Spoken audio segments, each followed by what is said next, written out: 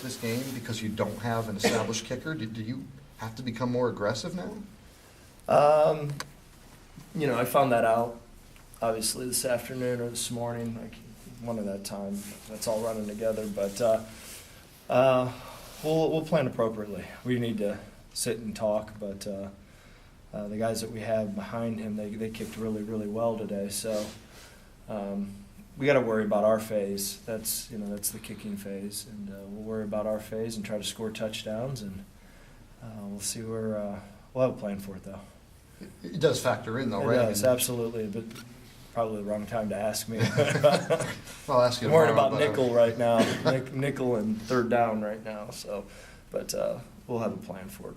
It'll be discussed. The success in the running game, how big a factor was the perimeter block, DJ and everybody on the edge? Exceptional. The perimeter blocking was the best it's been. It's the best the offensive line's played. It's the best the running backs played. It all clicked, which was nice, and it needed to happen. The success in the throw game was all predicated on us having the ability to run the ball. When we're not one-dimensional, we got a chance. It's difficult to stop both. So running the football was a huge reason why we won that game. Everybody seemed to say that the game just kind of flowed on offense. Do you feel that as a coordinator? I mean, did you feel flowed on offense because we ran the ball? Anytime that it made my life much better, it made the quarterback's life better, made the team's life better. Anytime that you can do that and look up and you're in second and medium or second and short, you have a totally different approach how you can call a game. So whenever you can't run the ball, it's like playing a third down every down. And that's not fun. And we've had to do that quite a bit this year. And hopefully we can have some momentum going. Hopefully things clicked and people grew up the way that we think, and we can continue that. Because if we can run it, we got a shot. You were apparently the first guy Logan saw in the tunnel after the game. Can you share with us what you told him? I don't remember. He mentioned the fact that you said it was the best. Was it the best game that any quarterback you've ever coached? Yeah, he played excellent.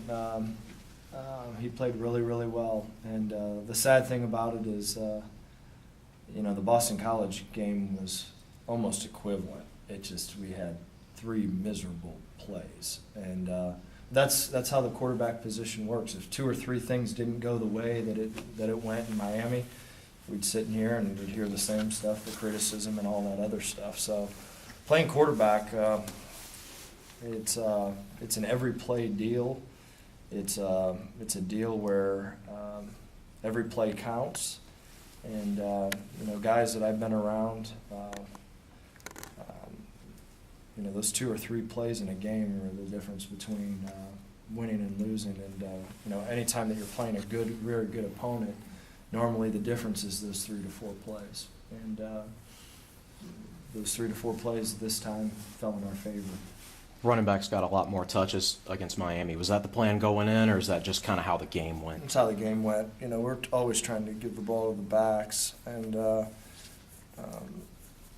it was a good plan. We had a good plan, and it was really nice to establish some balance.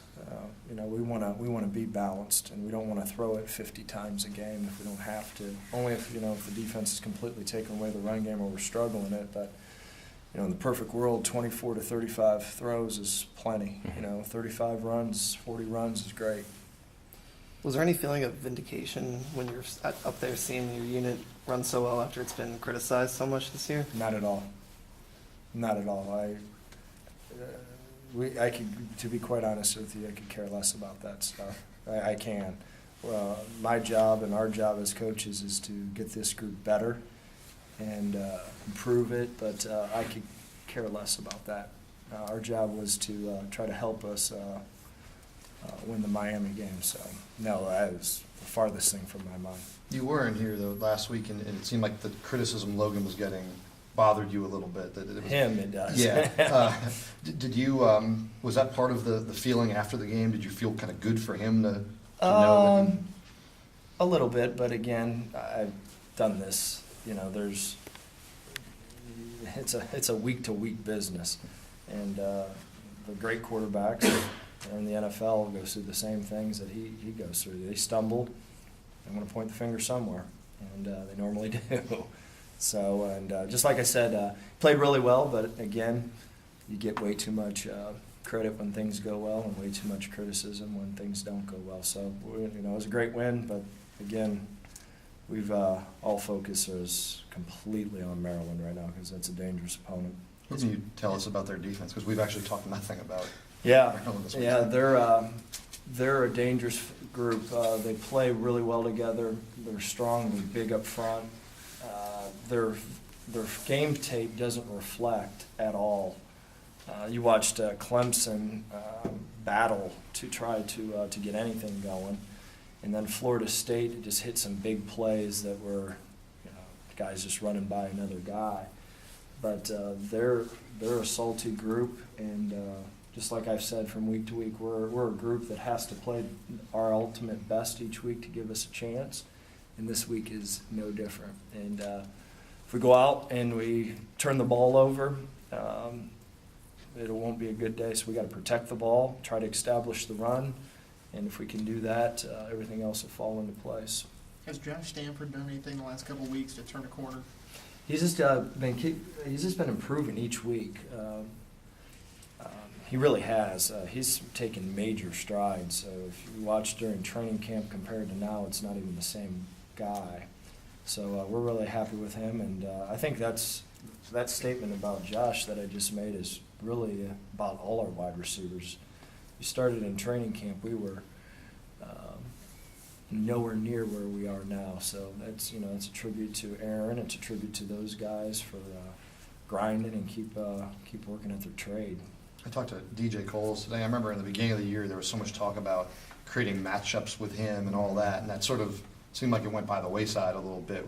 Just take us through what kind of happened there. What was the thinking? Why did you get away from it? Yeah, we got away from it because we couldn't keep him on the field that long. And, with that injury that he had, we played him way too much in the Alabama game because we thought he was farther along. And then we totally cut back and tried to build him back into playing shape.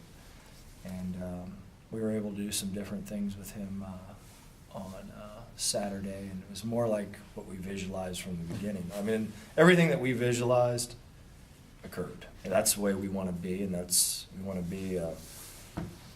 We want to run the ball, but we also want to play action. We want to throw it, but we want to be really balanced because I think it causes problems on the defense. You're not predictable. So everything that we visualized, minusing the fumbles.